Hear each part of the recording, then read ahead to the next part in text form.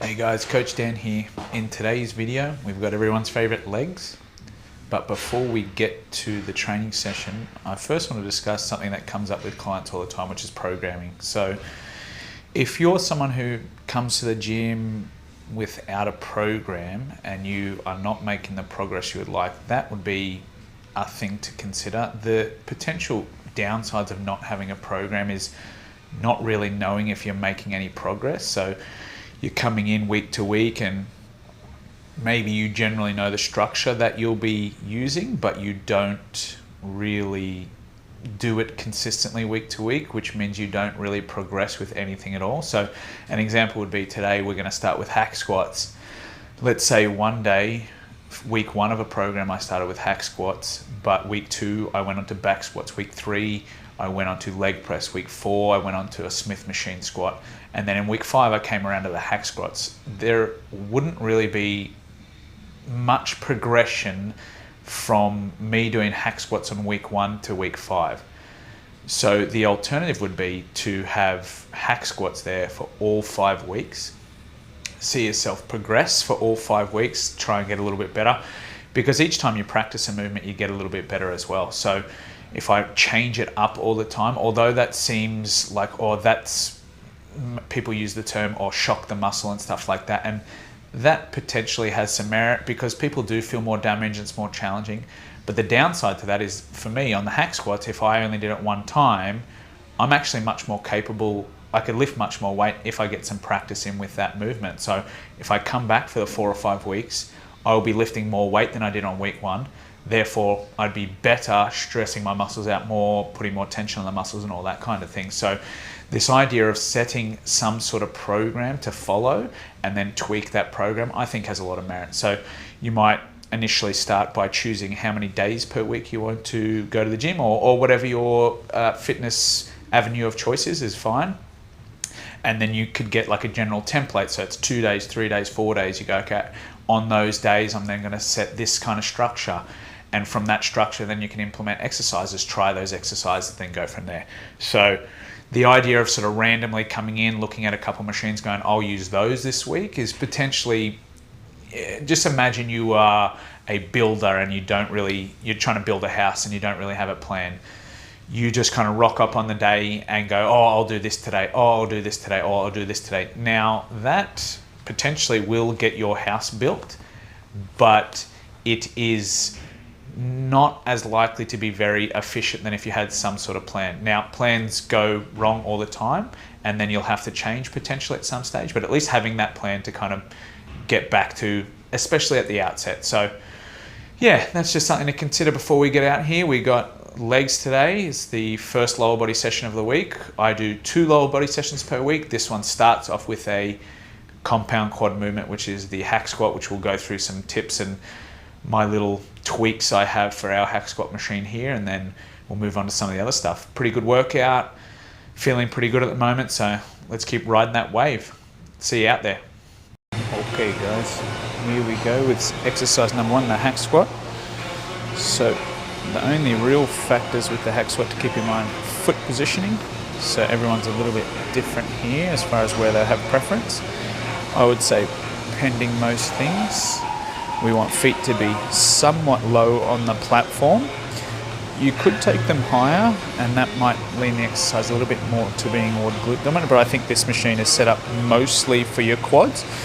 So we go as low as possible, probably, while keeping your heels on the platform. Toes potentially slightly out if that works for you. Straight up and down's fine as well, but you find that foot position. So you want to make sure, obviously, your joints feel good and all that kind of stuff, but again, we want to get the stance that makes our quads work the hardest. So one of the things that I do on this machine as well, because I'm a bit of a shorty, I've got these yoga blocks here. The yoga blocks just allow more depth at the bottom, which I can't get without it allowing me to get to full knee flexion. So essentially, we'll get in here like such. For this particular hack squat, I've got to hold the handles in. I've got my stance, control the down phase, feel the tension in the quads, maybe 1 to 2 seconds, drive up from there.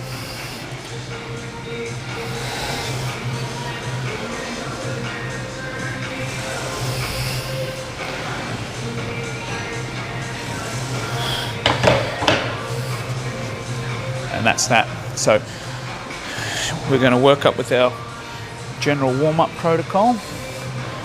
Programming wise, for this one these days, I start with the heavy set, which is going to be about 4 to 8 reps. I do one of those and then back it off for sets of about 10 to 15 reps.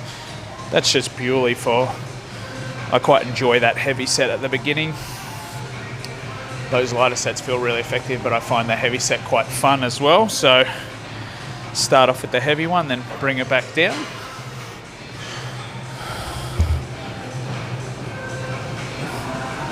So again, right now, locking in with feeling the quads the whole time.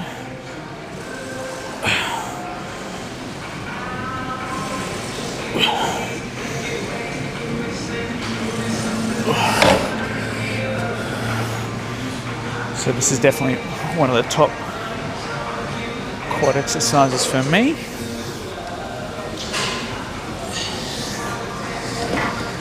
Up there with things like leg press and belt squat are some of my favourite quad exercises. We'll do 3 sets.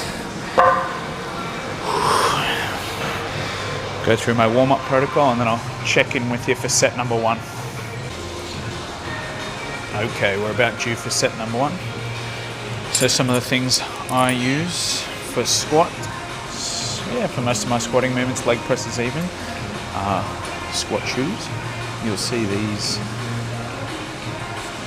Olympic weightlifters use these. They have a heel, just allows you to get to the knee flexion a little bit more easily to get around any ankle mobility issues. So you'll see these used in Olympic weightlifting, but I use them simply just to get to more knee flexion easily, so my ankle mobility doesn't get in the way. And then a weightlifting belt. So this is just to help brace and keep you tight. Again, not a must, probably not necessary for a machine like the hack squat, but makes me feel solid. So we're going into set number 1 here. Got 4 last week. See if we can't best that, but again, focus on the stimulus. Focus on jacking the quads up pretty hard.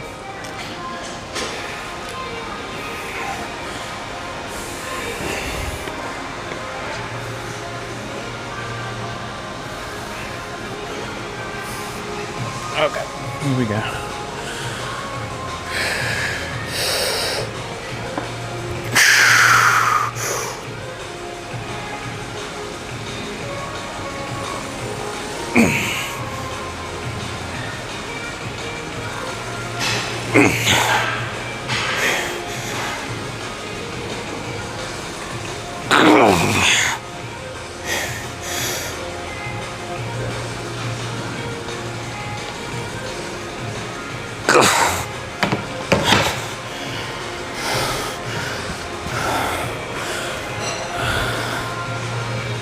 Okay, so that's 4. I'm just going for 5, but that's okay for this week. So for me, now I'll bring down the weight, do a couple down sets, because the lighter weight for this usually allows me to get a better stimulus for less fatigue cost. So drop the weight down, go for 10 to 15 for a couple of sets. Set number 2, trimmed a bit of weight off. Now we're going for 10 to 15.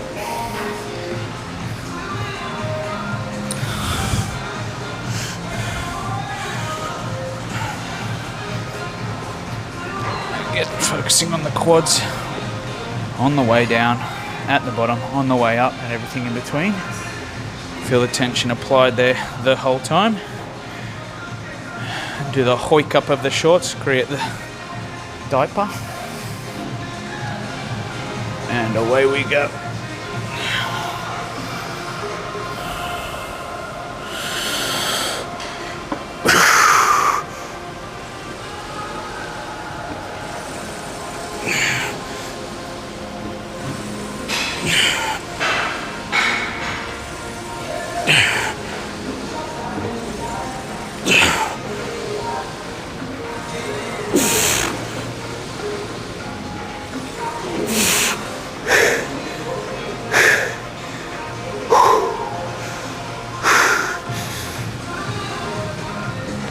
Okay,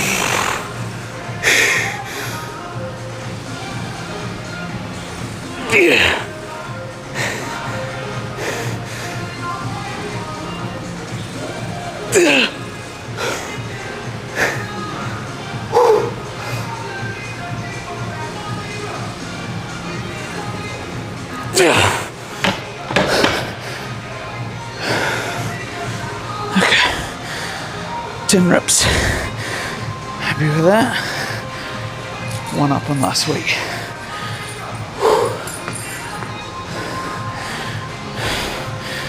3 sets total, 1 to go. Nice and quaddy. So, because of how effective I find the hack squat, I recently vowed never to take it out of my program again. But I'm currently regretting that vow. My legs feel pretty jacked up already, a couple sets in. 1 to go. With that technique, I'll be happy with 6 to 8 reps here.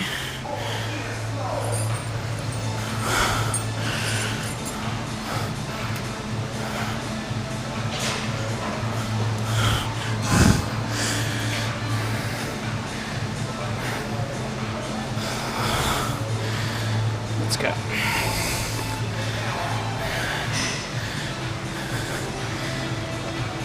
Check back in, let's make sure we apply the tension where we want it. Kind of lost that towards the back end of the last set, just trying to get those reps in, so let's check back into that.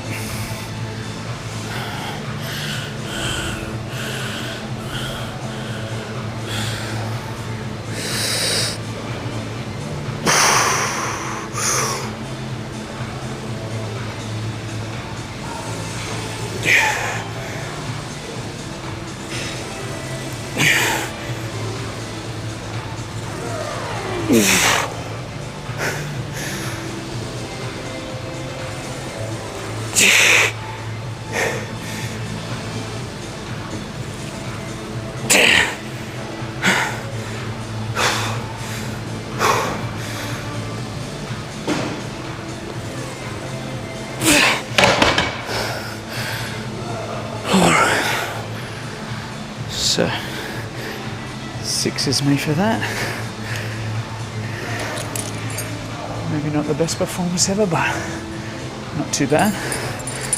So you'll notice with most of my exercise, I give a rep range instead of just saying do 10 reps.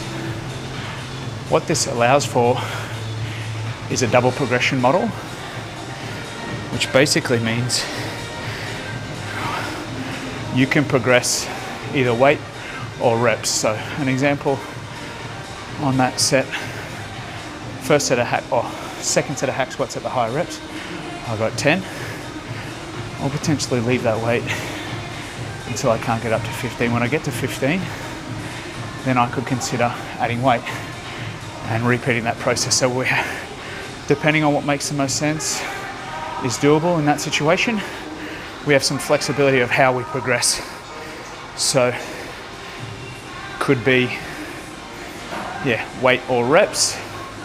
Sometimes when doing an exercise going up, only one weight allotment is a really large percentage. So like our dumbbells go from 10 kgs to 12.5. It's a 25% increase. Let's say you're doing a lateral raise, that will usually send the reps down through the toilet. So again, having that flexibility to kind of go, okay, I'm doing 10 to 20. I can get 20 at the 10 kg dumbbells. Now I'll go to the 12.5, so I can bring it back down to the 10s. So we have that flexibility to go both ways. All right, we've got a split stance RDL coming up here for hamstrings. We'll go through that when we get there.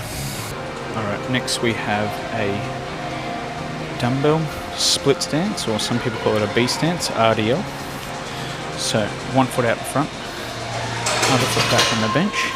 You'll hinge like any form of RDL, but we're going single leg. So focus on one leg, stretching the hamstring of the front leg.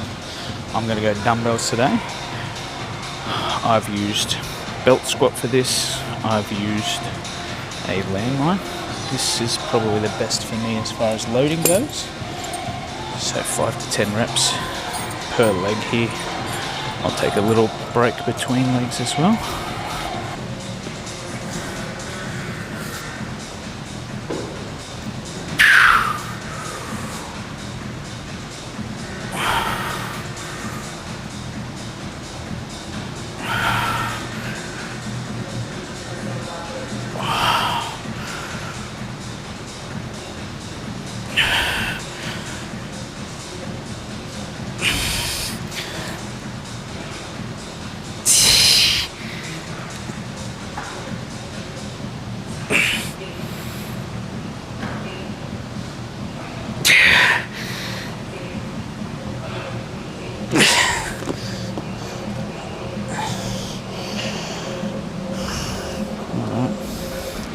So 10 reps.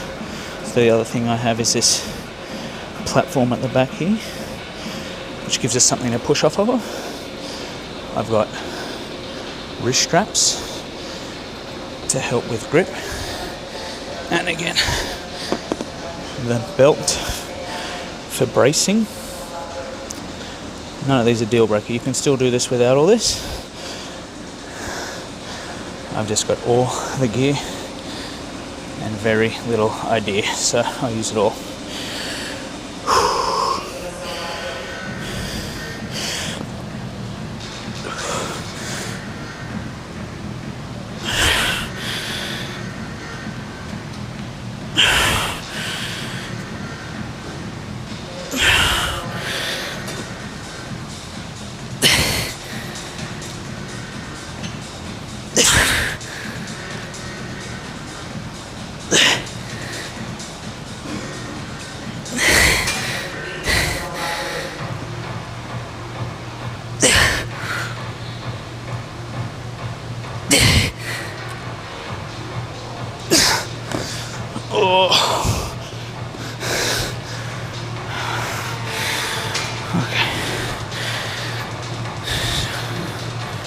So there's a downside to this one, is that the fatigue on your lower back is pretty significant. So that's a pretty tough part about it. That might eventually become a limiting factor as I get stronger and stronger at it. But for now, it feels pretty effective. Hamstrings are getting pretty jacked up. In this program, there's potential to do something along the lines of doing this both legs at a time, but the weight that we might go to for that will be really high, potentially really fatiguing. So it's this for now until I can't manage it and then figure out our next steps.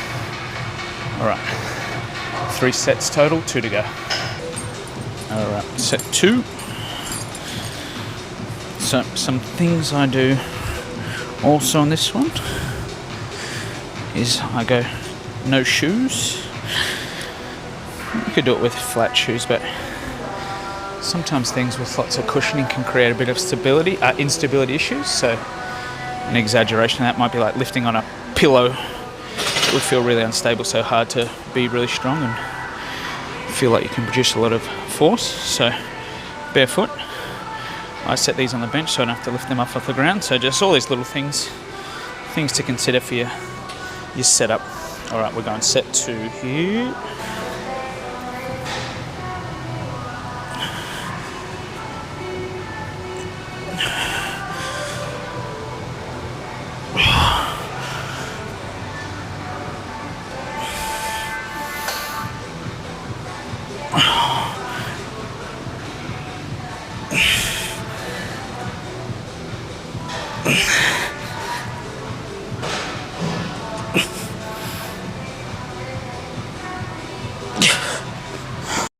Leg 2, remembering to brace nice and tight every rep. Everything around that midsection is tight.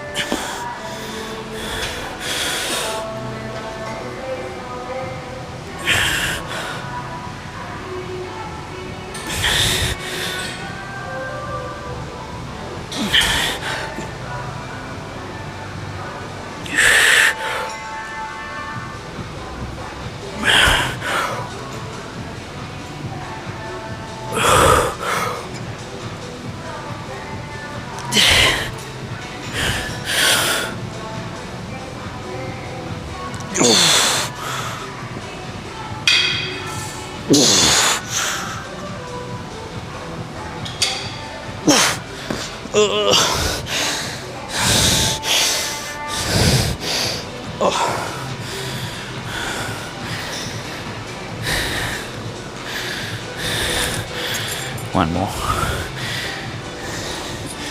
Yeah, that makes a big difference, bracing. So whether you've got a belt or not, we take a breath, fill up the belly, and brace as if someone's going to punch you in the guts before every rep. One to go.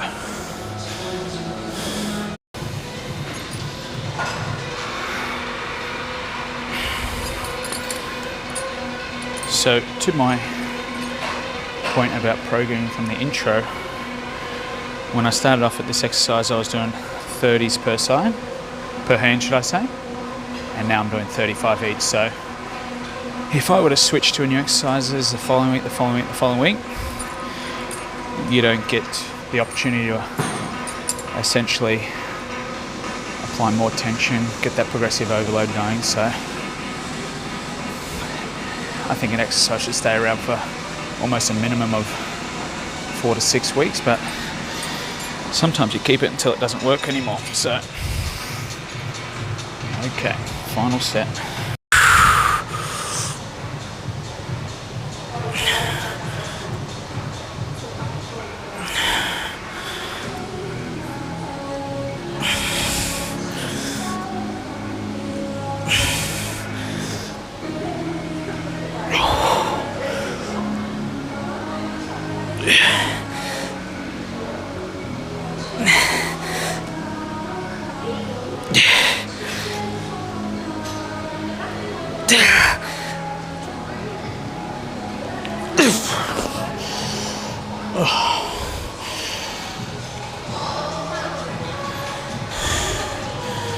So some other things thinking about while doing that, obviously feeling the hamstring stretch, pushing the hips back or the hip back, and not allowing the knee to travel too far forward and start flexing, allowing you to try and push through your quad as well. This way we can load up hamstring mostly. We'll get some glute work in there as well. Final set, final leg.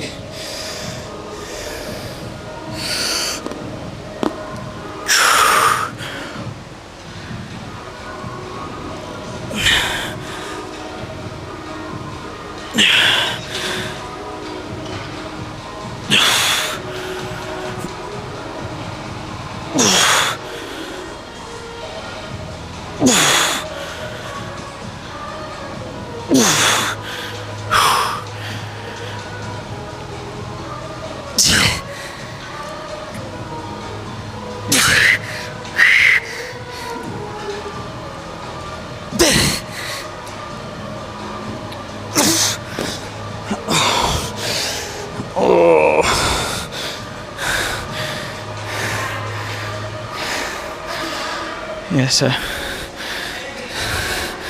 some serious lower back fatigue there, but hamstrings jacked as well. It will just be, can my lower back handle much more weight at this one? If no, might have to mix it up here. For now, that was pretty good. Hip thrust next. Next, we have the hip thrust machine. I'll only do 2 sets here just to make up a little bit extra glute volume. So this particular movement is handy because it doesn't really load your back too much. So I've already had a hack squat, I've already had that split squat RDL. My back's pretty fatigued, so this can get extra work into the glutes without worrying about any sort of axial loading, you might call it. So stress on your spine, stress on your back and stuff like that. So this is a hip thrust machine. Similar kind of cues and tips will apply to the barbell variation if that's your preference. Some of the downsides to this particular machine are that it's on a hinge, so the weight that's required is pretty significant. I have to get a fair few plates on here, and I wouldn't say my glutes are necessarily that strong. So I suppose the main things, especially with this machine, is your foot position. So real easy way to go about doing this is find the foot position where you feel your glutes work really hard. So you might find that if you go feet too far out in front, your hamstrings get a large stretch and you feel your hamstrings. And then the opposite, if you go too close, you'll feel your quads work really hard. And then there's also width of your foot and then toe positioning. So again, you're just finding what feels best for you. Potentially too wide toes might get some adductor action, so inner thigh or groin. That's cool if you get some extra work through there as well, nothing wrong with that. But essentially we want this to be mostly glutes. So you find the stance through a little bit of practice where it feels like your glutes are working the hardest, you get the best stimulus in the glutes. And then once you lock that down, note it down and then keep it the same. So nothing to it, we set it on the crease. For this one, handle in, control the down, focus on the glutes, squeeze.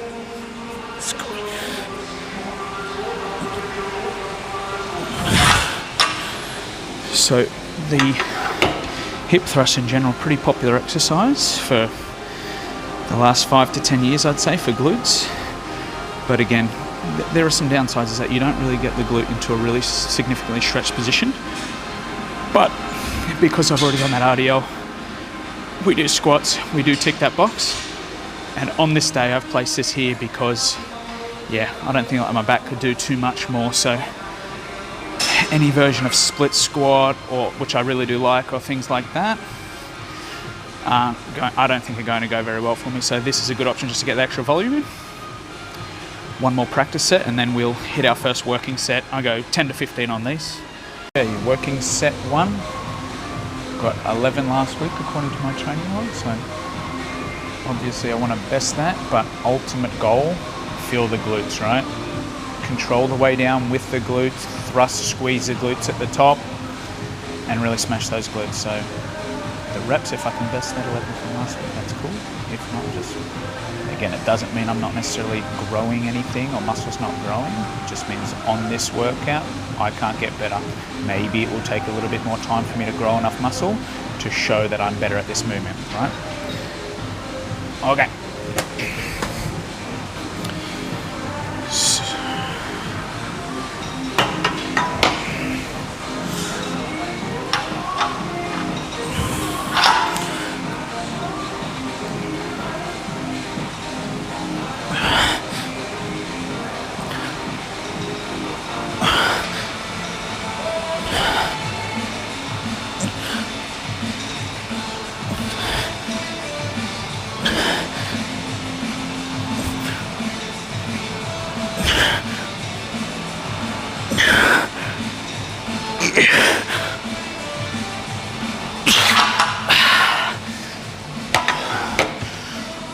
I like, as my daughter would say, I like. So the thing that I like to do here is also set a position for my head, focus on something directly ahead, and not look up, look down, look to the side. So what can happen if our head's not forward is as I thrust, my head goes back. But potentially also what happens when your head goes back like that is that your back's also moving. So I'm not inferring that it's injurious at all. Just potentially that movement might take some attention away from where we want it, which is your butt. But to that point, I have also had some feedback for people that when they don't let their back move or look up as they do it, their back feels uncomfortable. So take that with a grain of salt.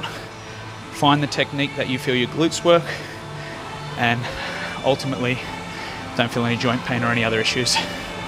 So 1 to go there, 13 I think that was, so that's cool. 1 more, and then we move on to a couple other machines as well. Vamonos. Set 2. I already sort of feel my glutes a little bit pumped up, which is nice to know what we're getting, what we're trying to work is getting some work here. This one should hurt. It's good having the camera on. Means I can't bitch out too much, otherwise Someone will see it and call me a bitch. Here we go.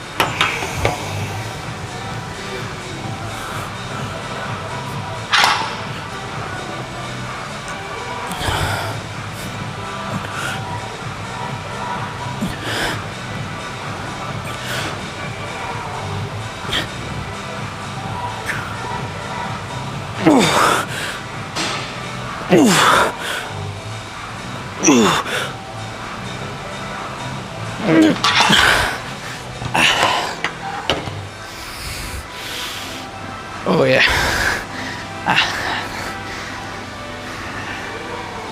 Nice. Okay. Glutes feel like they're currently growing onto my back, which is a goal after that one, so whew. Let's keep it going. Okay, leg extension next. But before that, I've got to do my customary fuckery. So again, yoga blocks coming in handy here. So again, the leg extension, the advantage of the leg extension is essentially we are trying to work one of the muscles of the quads that on the compound movements are maybe not getting the most out of those movements, and that's the rectus femoris, one of the quadricep muscles, which is also a hip flexor. So with that in mind, when you're doing a squat, a leg press, etc., the quads, one of their main functions is this knee extension, so straightening the knee. So you think about when you're coming out of the bottom of a squat, we are straightening the knee, but we're also extending the hip. So if that rectus femoris' job at the hip is to help flex it, but we're doing its opposite job, it's maybe not going to get to work as hard here. I believe the term is called passive insufficiency. So it is working to straighten at one joint, but then it's extending or doing the opposite of its function in another joint. So at one side, the muscle is shortening, but at the other side, it's lengthening essentially. So we're essentially not really shortening that or lengthening that like the others. Anyway, with all that said, we then look to the leg extension for the attention on the rectus femoris. I place the seat all the way back. This is again going to help open up the hip angle, which is going to help stretch out that rectus femoris. This fuckery, again, it might not make a big difference, but the usual issue with most leg extensions is that they don't get your knee to flex very much anyway. So for me, the yoga blocks are how I help with that. So I actually don't know how long this takes. It's probably, I spend most of my life fucking around with equipment, but maybe it makes a small difference, and therefore I'm willing to take the time. So again, yoga block to the inside of the pad, got this strap to tie it into place.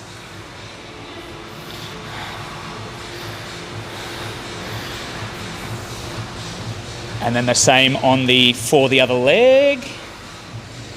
Strap it into place. So making sure the buckle is not going to be where the ankle is. Making sure the yoga blocks are somewhat even. So once you've got the first one set, you just make the second one match. And then that's that, right?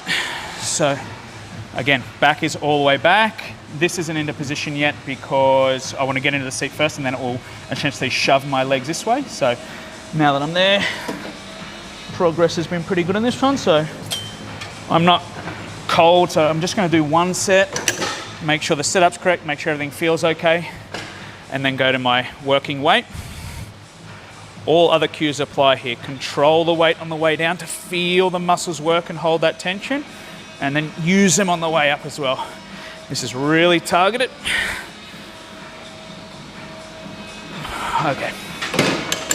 All right, that will do. A couple of moments here. We'll go first working set. So I usually use this for a pretty high rep range, 10 to 20. There will be nothing wrong with using it for lower than that, and certainly not up towards 30 or even more sometimes. Efficiency wise, stimulus wise, I like 10 to 20 for this one. When you kind of get down to the lower rep ranges, the weight gets quite heavy and then you're just kind of hinging on that knee. I don't love that feeling so much, so a little bit lighter, higher reps. again, when we compare the low reps to the high reps, as long as they're both equally taken close to failure, they can both be really effective for growing muscle, and potentially they do it from different pathways or in different ways. With that in mind, maybe we should do both over the course of time. So 2 sets here, fuckery already done, and then we're on to the next one. Okay, set number 1 coming up. So these are pretty painful, these exercises, so got to get in the zone a little bit to get through that. Might get a decent track on here to get me through. So 10 to 20 progress has been pretty good on these, so hopefully be up towards that 20. Again, with that good stimulus in mind, focus on the quads, make them burn from the very beginning, and then just hold on for dear life.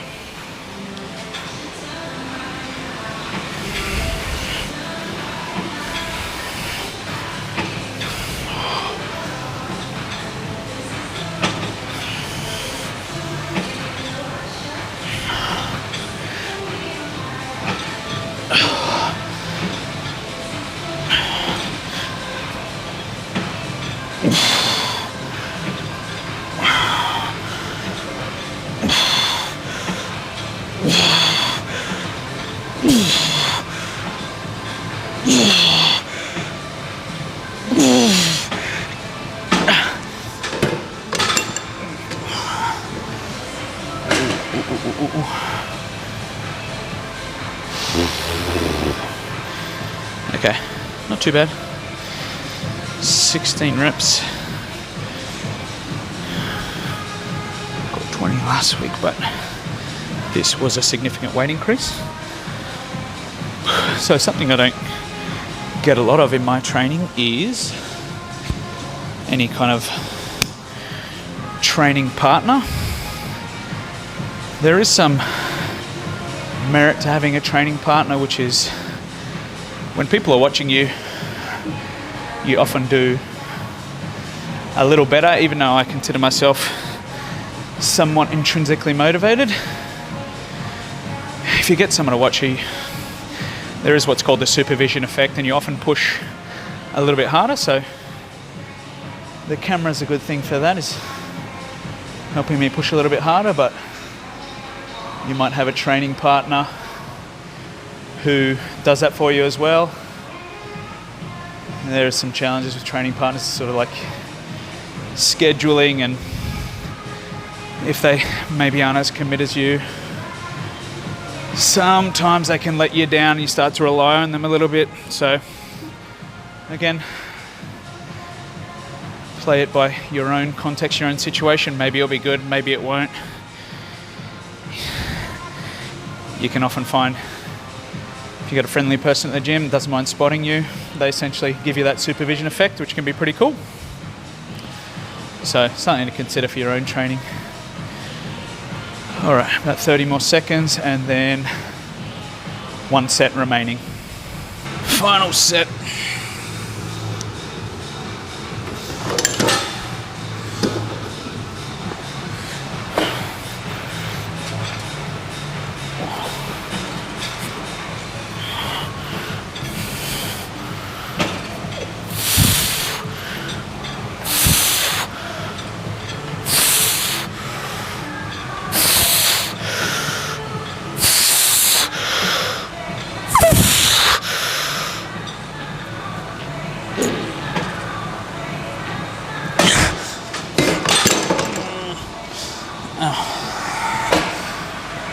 Okay. Whew. That's that done. Move on to some machine abduction. If you thought the machine fuckery was over, it's not. Okay, machine abduction. So as far as it relates to the glutes, how the glutes actually attach, they kind of come in and attach to your pelvis. So if you've seen a model of a pelvis before, the bones, essentially you've got the pelvis, the glutes kind of come up and attach to the sort of back part of that pelvis, kind of wrap down. But where they finish is actually sort of orientated slightly towards the side of the leg. So Why I'm saying this is that with movements such as our hip thrust, our stiff-legged deadlifts and variations of that, we don't really get to train that action. Now, there'd be some who argue that potentially that abduction is not as big a factor as a hip extension, but again, for me, just ticking this box, I may as well, basically. So it's only 2 sets. I don't mind. This exercise feels pretty effective, and I do have a couple of technique changes that I make. So again, yoga block tight in here. If your legs were big enough, you'd kind of fill out this space in here. But even when this is adjusted all the way to the most narrow part, I still have a lot of gaps. So I have a potential to go through a larger range and stretch my glutes out a little bit more. So that's what I do. So I'm going to do 1 practice set. So I'll stand up, lock it into the center, get my knees in a position, and then sit back down with it. Now, these blocks are one thing.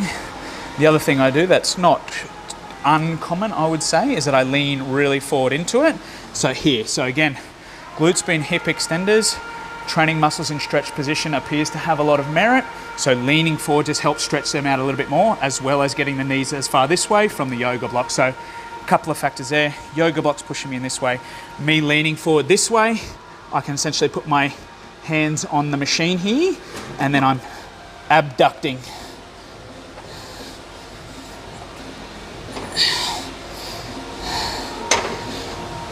And that's that. Same idea, control the way in, feel these hold the tension. I'll kind of pop out of this. My rep range for this, again, a little bit higher. Don't really feel great when these are just purely heavy, like might be good on squats or deadlifts or something like that. So I go a little bit higher. Last week I got 20 at 70. So I'm gonna go up and see where I fall in that 10 to 20 range. Nice and close to failure. And just, yeah, tick this final box for the glutes. A couple of minutes and then we'll be ready to rock and roll. One thing to keep in mind as you go through this set of an exercise like this is that you'll essentially, our body doesn't know we're lifting weights. It's just going to put us in the best position to do the job. It doesn't know that we want to make it hard, to make the glutes work hard or any shit like that. So what will happen here, if you're not aware of, is that your legs will shove forward like this, and that will essentially make it easier to do, because now the distance from this, where the force is kind of coming into contact with our body, is shorter to the muscles and the joint that's moving. So when I set up, I'll put my butt onto the back of the bench here and lock that in, and just always keep an eye on my knees. If they start to shove forward, reset, make them such that we've got a consistent line on this each time. Okay, so we come all the way to the center, lock in, set the knees where they're going to go, and then I sit down, and then we're ready to hit it.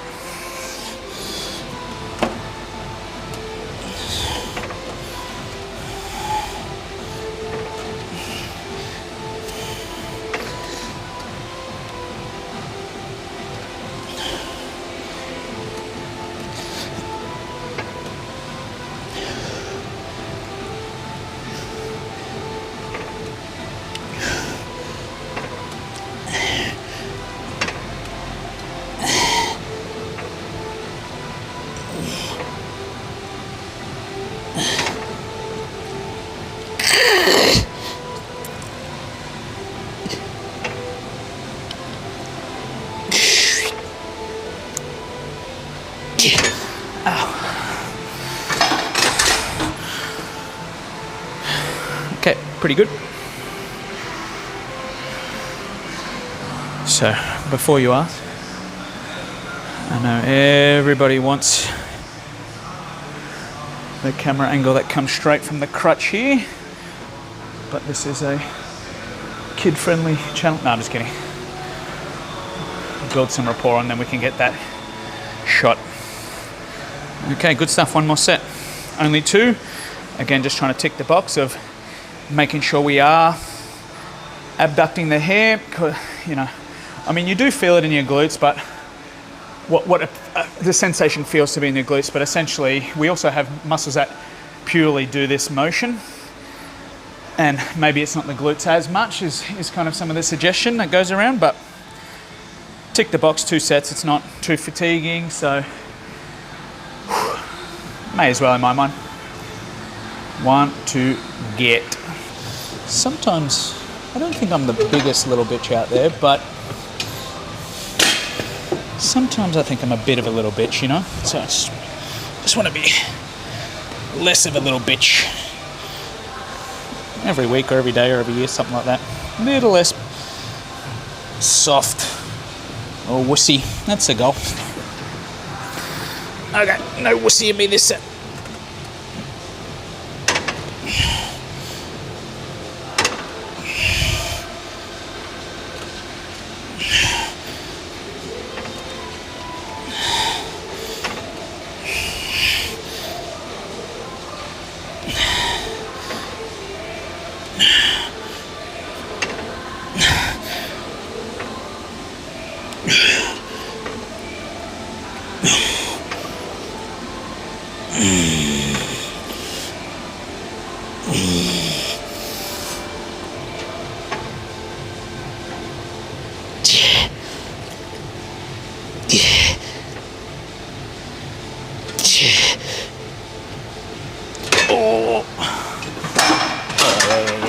Yeah.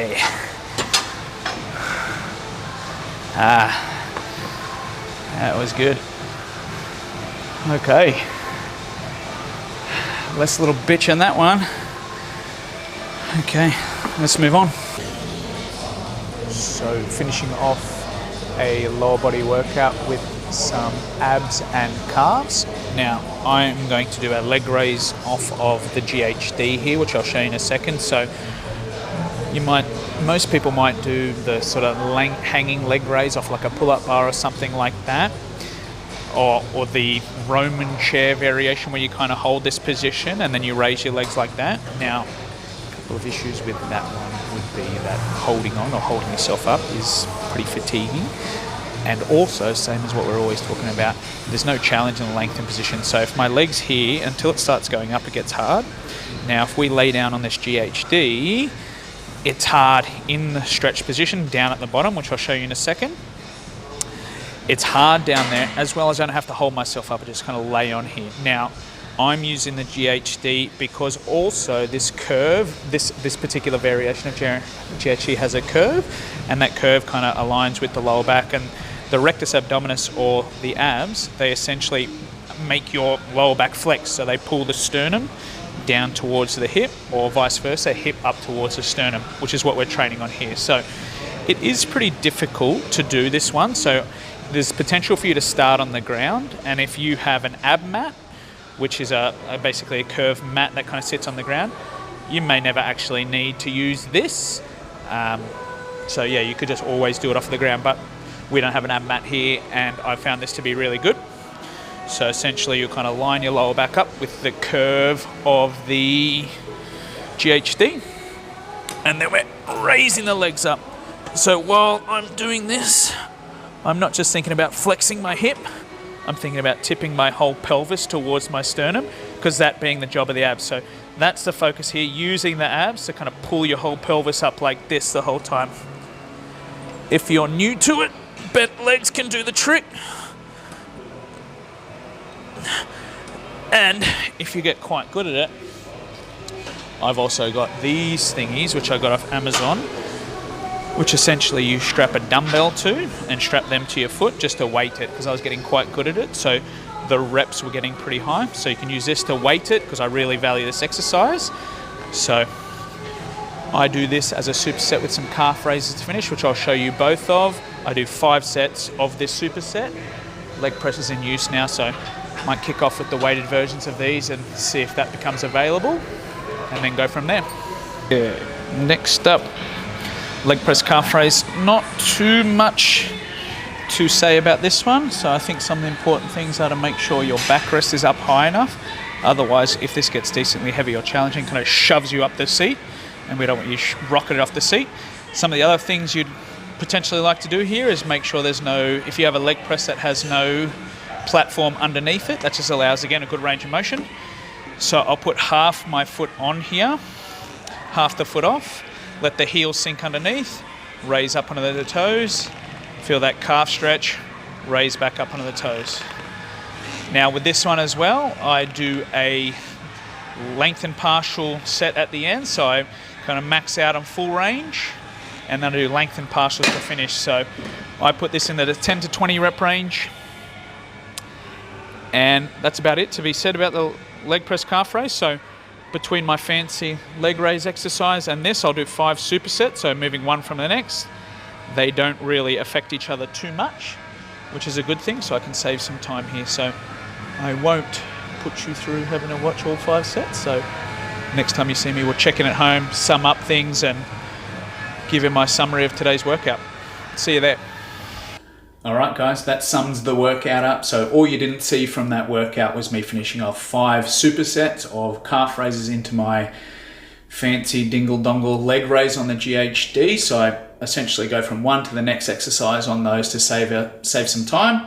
And yeah, it doesn't really affect the other exercise too much muscularly, so that's cool. And again, saving time is always a good thing if you have things to do. So in wrapping that up, good workout. So pretty good across the board. I don't think I slept awesome last night, so I feel that maybe that had a bit of an effect on my performance, but we got it in, and hopefully it'll be a bit better next time on a couple of those things. So yeah, keep in mind that, again, even if things aren't perfect, it's still good to get in and stay in the routine of doing things and stick at it. It's, you know, it would be easy to go, I'm not feeling good as soon as we start that workout, and kind of tap out. But that's, again, you get something from it, even if it's not the best workout of your life.